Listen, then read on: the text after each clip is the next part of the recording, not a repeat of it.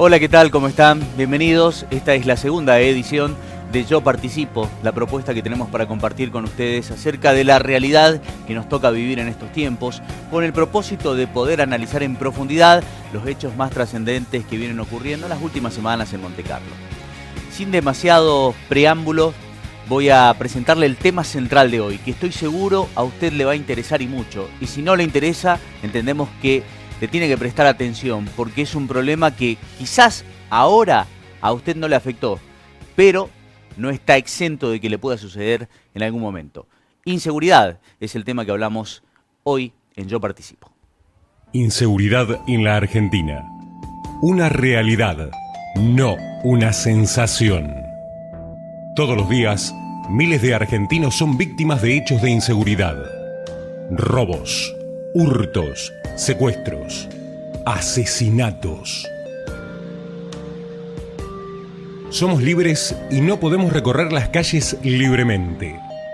Miles de argentinos viven tras las rejas de sus casas. Miedo por lo que le pueda pasar a sus hijos, a sus padres, hermanos, a sus amigos. Así no podemos seguir viviendo. Rogamos que esto jamás te suceda. Bueno, el tema de la inseguridad, quizás esta presentación es un tanto fuerte, sin embargo, hoy en día ya podemos hablar en estos niveles de discusión acerca de lo que nos toca en materia de inseguridad en Montecarlo. No hay dudas, vamos a coincidir que el caso más resonante en el mes de agosto tiene que ver con el robo y asesinato de Héctor Knott. Una situación que a todos nos preocupó en demasía. Porque evidentemente los delitos venían sucediendo con mayor frecuencia en los últimos años en Montecarlo, pero no con estas características. Con delincuentes que ingresaban a una casa con la intención bien definida de robar y, si era necesario, también matar. Y quedó demostrado en este caso. Decidimos volver a tocar este tema porque se cumplieron poco más de un mes de este hecho delictivo y todavía no hay demasiados avances en la investigación. Hubo un movimiento importante en materia de investigaciones que ha hecho la policía a lo largo y ancho de nuestra provincia, pero los resultados no fueron positivos. Nosotros en un principio quisimos abordar este tema no para seguir ahondando en lo que ha sucedido o para seguir criticando o cuestionando, simplemente para entender que la problemática de inseguridad dejó de ser una sensación. Recuerdan ustedes que a nivel nacional hubo una serie de discusiones establecidas entre la oposición y el oficialismo porque el gobierno se negaba a reconocer que la inseguridad ya había dejado de ser una sensación. Hasta en algún momento se había presentado el tema como una problemática de los medios de comunicación, de la televisión, que se encargaban todos los días de mostrar los hechos delictivos, asesinatos, homicidios, robos que sucedían principalmente en Buenos Aires. Bueno, también en el resto del país sucede. Ya dejó de ser una sensación. Ya es algo que se siente, es un sentimiento. De hecho, así lo definen los expertos. Vamos a compartir una entrevista, porque cuando hablamos de inseguridad tenemos que hablar de justicia. Van las dos cuestiones muy de la mano. Y hablar de justicia implica reconocer lo que sucede en materia judicial en la provincia de Misiones. Hace poco tiempo nosotros habíamos presentado unas declaraciones que había dado el presidente del Colegio de Abogados de Misiones, donde reconocía que las cárceles estaban saturadas, desbordadas, ya no hay espacio. Pero lo más interesante de todo es que había manifestado que no estaban desbordadas porque ya había demasiados presos con una condena definitiva, firme, sino que en la mayoría de los casos había personas detenidas, imputados en hechos penales, pero que todavía no tenían sentencia firme, ni siquiera habían ingresado a un juicio. Es por eso que tenemos que hablar de justicia, porque evidentemente hay un problema con respecto a la celeridad, a los tiempos que tiene hoy en día la justicia para resolver casos. Vamos a escuchar las declaraciones de la hija de Héctor Knott, porque recuerdan ustedes que se produjo una marcha en Montecarlo pocos días después de este hecho, donde participaron muchos vecinos. Fue convocada por el Foro de Seguridad Vecinal de nuestra localidad y estuvieron los hijos de Héctor Knott. Vamos a escuchar a Karen Knott, quien toma la palabra y en su discurso, por supuesto, reclama justicia por lo que le sucedió a su papá. Personalmente me siento vacío, siento que una parte se enterró el lunes con mi viejo y lo único que pido es justicia. Es justicia. No puede ser que las 3 personas que lo hayan matado ese sábado estén libres ahora. No se sabe ni siquiera dónde está la camioneta. Ni nada, nada más. Yo estaba en Santo Tomé, yo estudié allá medicina, estoy en mi último año y me llamó mi mamá. Me llamó mi mamá a las 7 de la tarde y ahí me vine para acá. Bueno, esto sucedía hace pocas semanas en Montecarlo. Nosotros incluso habíamos mencionado y pasamos imágenes, gentileza del Foro de Seguridad Vecinal y también de Juan Ploger, sobre lo que sucedió en el año 90, cuando los vecinos de Montecarlo ya en ese entonces se manifestaban, hicieron un camionetazo, marcharon con los vehículos por la avenida Libertador hasta frente a la municipalidad y la policía reclamando justicia, porque ya en ese momento había demasiados hechos delictivos. Hoy nuevamente Montecarlo está teniendo esta sensación y está viviendo de cerca lo que significa estar inseguros. El caso de Gnot es extremo porque no solamente fue un robo, sino un asesinato, una ejecución. Pero en Montecarlo hoy tenemos frecuentes robos de motos, de garrafas, hurtos en la propiedad y la policía ha detenido a varios. Pero durante el proceso de definición del caso, la justicia es muy lenta. No sabemos si el problema le corresponde a el tiempo que se toma el juez en atender los casos, si son pocos los jueces designados para atender todos los hechos delictivos que tienen un proceso penal, o realmente falta apretar un poco más para que trabajen un poco más y resuelvan con más celeridad las situaciones delictivas. Porque es evidente que Montecarlo hoy necesita volver a tener la confianza en la justicia, que evidentemente hay un descreimiento social importante. Y cuando hablamos de justicia, nos pareció interesante poder compartir este fragmento de la entrevista que otorgó a Matías Martín, conductor del programa que se emite por la televisión pública Línea del Tiempo, Eugenio Zaffaroni, ministro de la Corte Suprema de Justicia de la Nación. La voz más adecuada para hablar de la situación de justicia que tiene hoy el país. ¿Qué piensa Zaffaroni con respecto a la sensación que tienen los argentinos en torno a si hay o no justicia? ¿Cuáles son los problemas que tiene hoy la justicia? ¿Quiénes son los que finalmente terminan presos? ¿Son realmente los culpables o se corta el hilo por el lugar más fino? Le pido por favor que preste atención a cada una de las declaraciones que da Zaffaroni, porque estoy seguro que le va a permitir a usted tener un panorama, una visión muchísimo más amplia de lo que sucede en materia de inseguridad en nuestro país. Nunca un poder judicial puede satisfacer todas las expectativas, eso es cierto, y hay algunos más defectuosos, otros menos defectuosos. De cualquier manera, los menos defectuosos nunca son perfectos.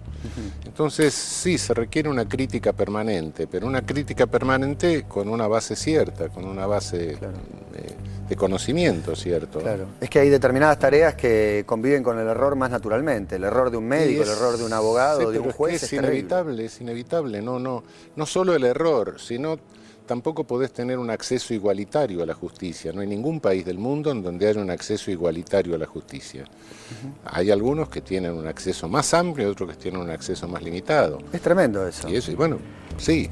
¿Por qué? Porque tengo la percepción, y siempre la tuve, que van presos los pobres, siempre. De que no solamente, pero hablo como una generalidad. No. En el ámbito penal sí, sin lugar a dudas hay una selectividad. ¿No es terrible?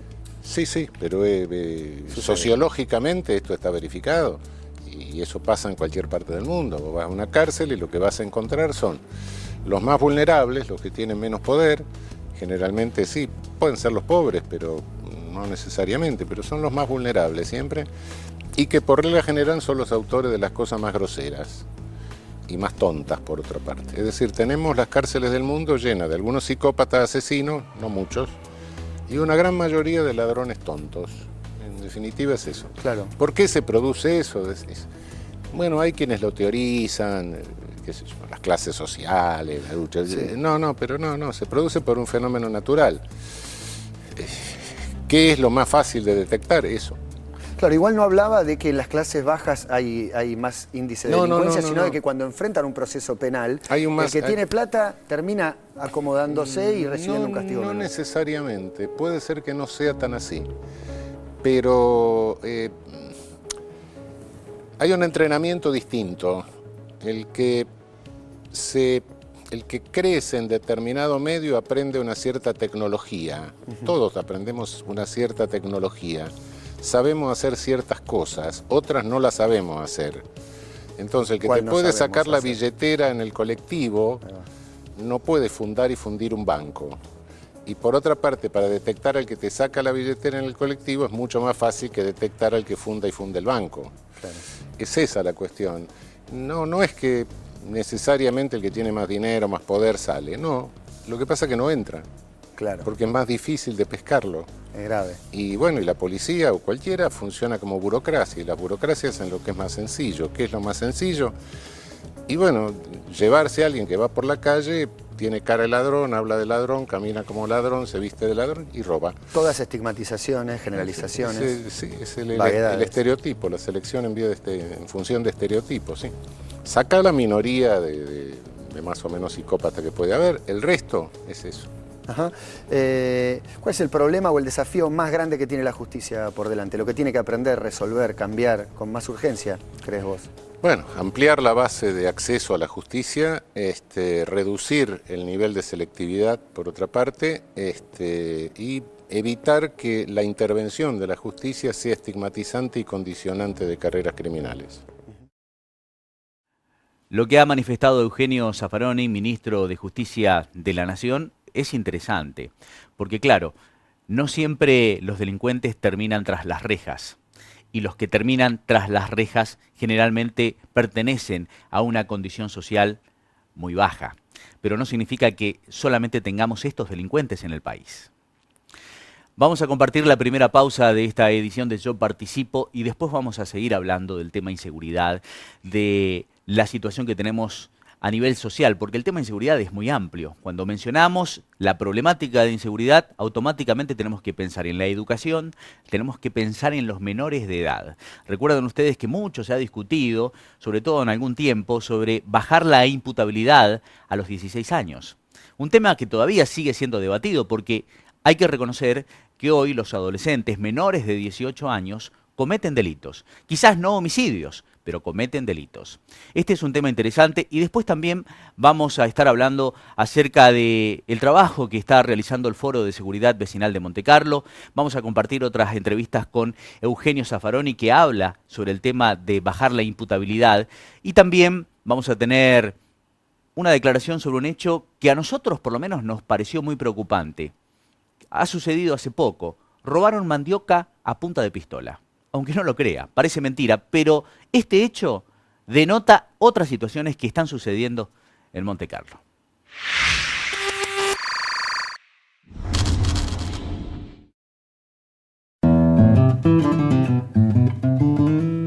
Yo decido sobre mi destino. Yo decido sobre mi historia. Yo decido sobre mi selva. Yo decido sobre mi cultura. Yo decido sobre mi río. Yo decido sobre mi futuro. Yo decido sobre mi futuro. Nosotros decidimos. Consulta popular sobre represas Misiones 2014, del 20 al 26 de octubre. Informate y participa en www.consultarepresas.org.ar. Soy Rulo Bregañolo, pertenezco al Grupo Ecologista Cuñapirú, organización miembro de la Mesa Provincial No a las Represas, y te invito a que te sumes a esta gran cruzada en defensa del río Uruguay y sus pueblos. Partiremos el 29 de septiembre desde el soberbio Misiones hasta Garruchos, Corrientes, y visitaremos los pueblos costeros del río Uruguay brindando información acerca de por qué decimos no a las grandes represas, y también invitaremos a que participen a la consulta popular que se llevará a cabo desde el 20 al 26 de octubre en la provincia de Misiones.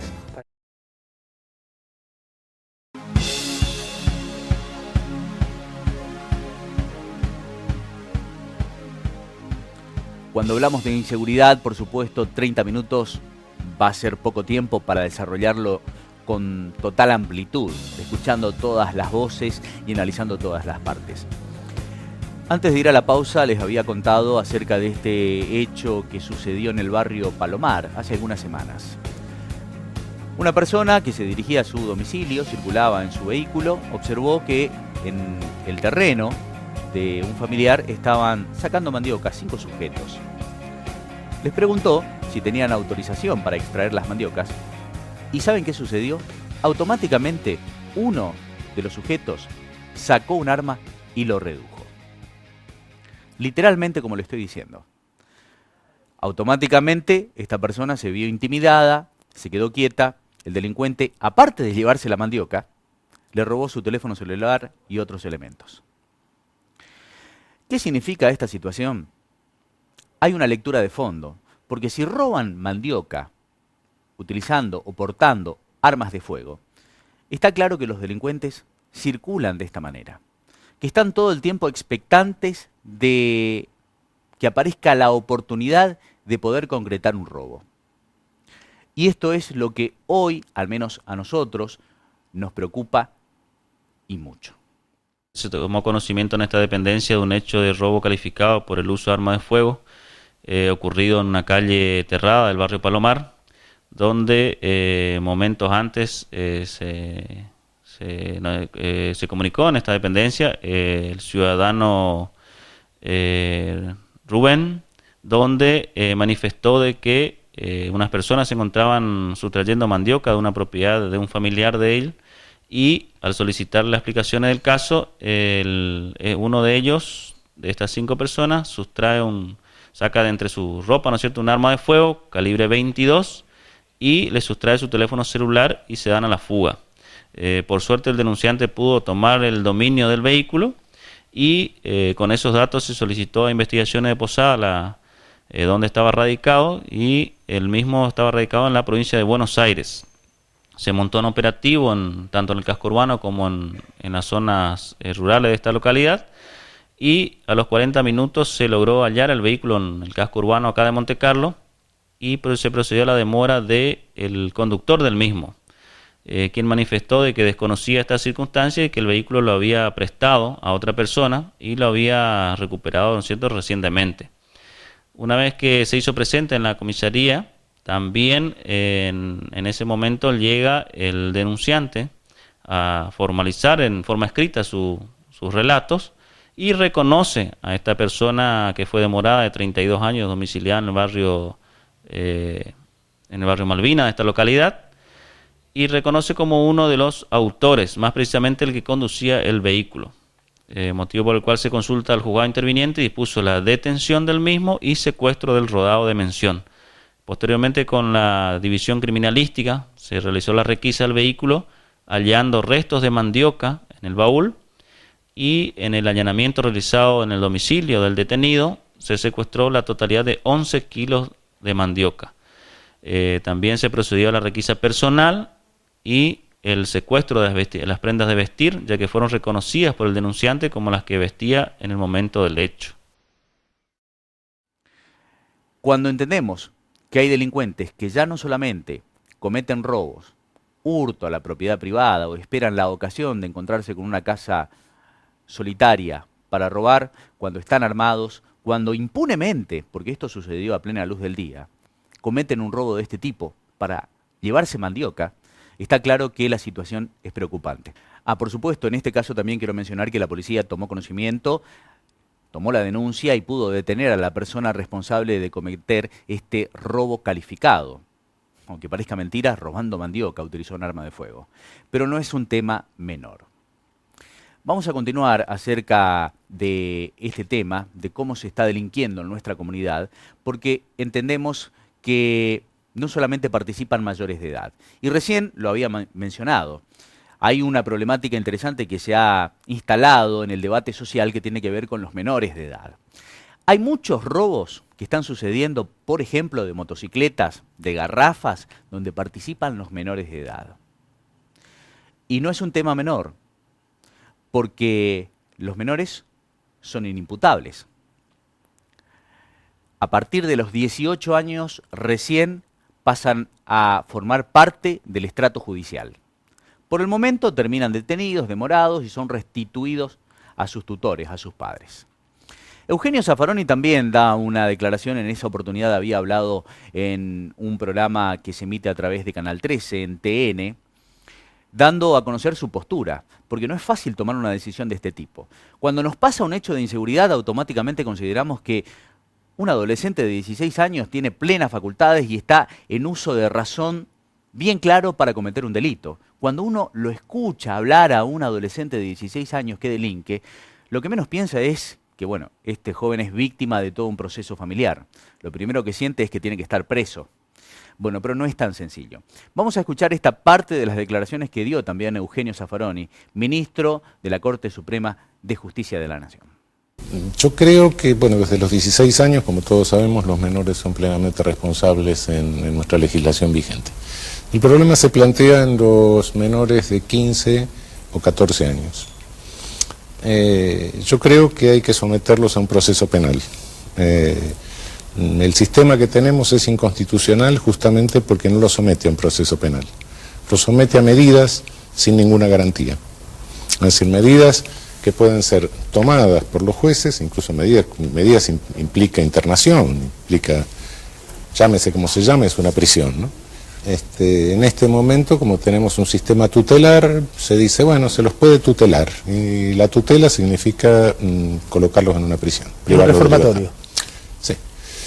Pero no, creo que desde los 14 años tiene que haber un proceso penal. Es decir, volverle todas las garantías. Lo que sí, bueno, cuidado con lo que se haga, porque las penas no pueden ser las mismas, ¿no? Es decir, creo que en cualquier caso lo que tenemos que tener es la privación de libertad como ultimísimo recurso, ¿no? Bueno, hicimos un recorrido por varios aspectos que tienen que ver con la inseguridad. Y nos parece interesante poder incluir dentro de este segmento a los integrantes del Foro de Seguridad Vecinal de Montecarlo.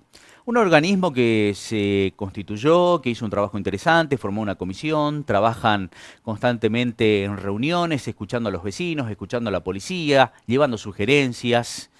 Y realmente es necesario entender que hoy necesitamos de un foro que represente a los vecinos. Sobre todo porque hay que partir de la base de que Montecarlo nunca más va a ser como antes.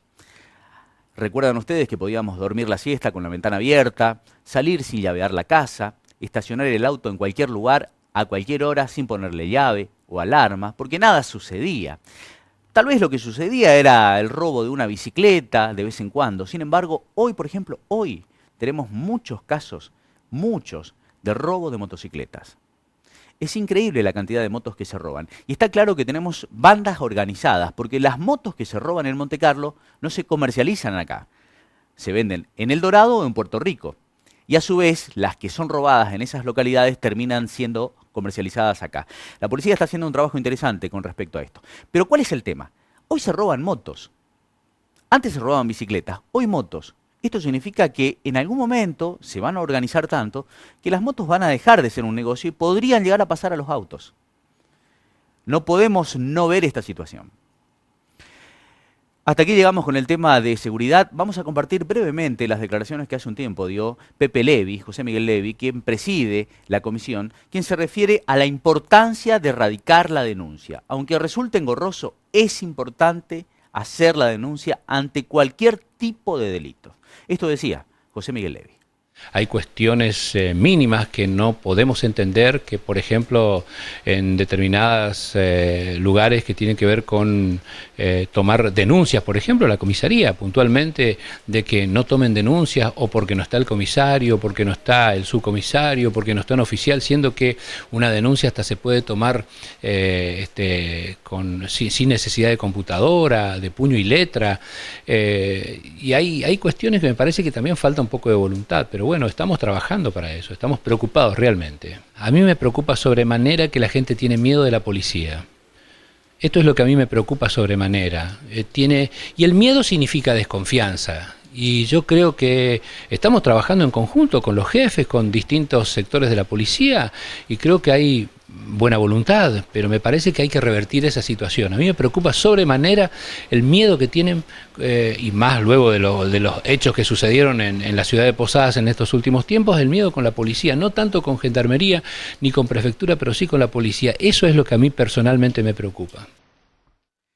Antes de despedirnos, como siempre, nos gusta tener algo positivo en todo este escenario. Y cuando hablamos de inseguridad tenemos que hablar de algo que compite contra la inseguridad, contra el uso de drogas, contra el consumo de alcohol. Tenemos que hablar de deportes. Y hace poco tiempo tuvimos el placer de recibir a el equipo de menores del seleccionado misionero que compitió en el Nacional que se disputó en la provincia de Córdoba. Salieron campeones, volvieron invictos. Y no nos podemos quedar únicamente con este resultado, porque alcanzaron el primer puesto. Tenemos que ir mucho más allá. Hace algunos años el handball prácticamente estaba en su base. Había desaparecido, no convocaba, no estaban organizados, no existía una federación. Y todo ese trabajo que comenzó con la regularización de la Federación Misionera de Handball, después se constituyó, comenzaron a desplegarse diferentes torneos locales con los 3 clubes que más practican el handball, hasta que finalmente se logró lo que muchos querían desde hace tanto tiempo, de que el handball no solamente se juegue en Montecarlo, sino que también en otras localidades comiencen a practicarlo. Y esto ahora se está notando porque se logró este objetivo. Jugadores de Jardín América, de Oberá, quizás también de Posadas, hoy pasan a formar parte de un seleccionado misionero que logró la conquista que muchos deseaban, obtener un campeonato nacional. Así que felicitaciones no solamente a los jugadores, que tienen un futuro realmente promisorio, sino también a todos aquellos que conforman el handball. Los dirigentes, los que están dentro de la federación, que hacen un trabajo interesante, porque además dentro de poco va a haber otro torneo sudamericano en nuestra localidad. Y también se deben un aplauso a los padres que estimulan a sus chicos a que participen de esta disciplina que es representativa, sin duda, de Montecarlo. Bueno, nos despedimos. Por supuesto, ha sido un gusto estar junto a ustedes. Escuchamos sugerencias, como siempre, pueden comunicarse al 481-422 y dialogar con nosotros para sugerir algún tema que les parezca interesante. Nos encontramos dentro de 7 días. Que tengan una hermosa semana.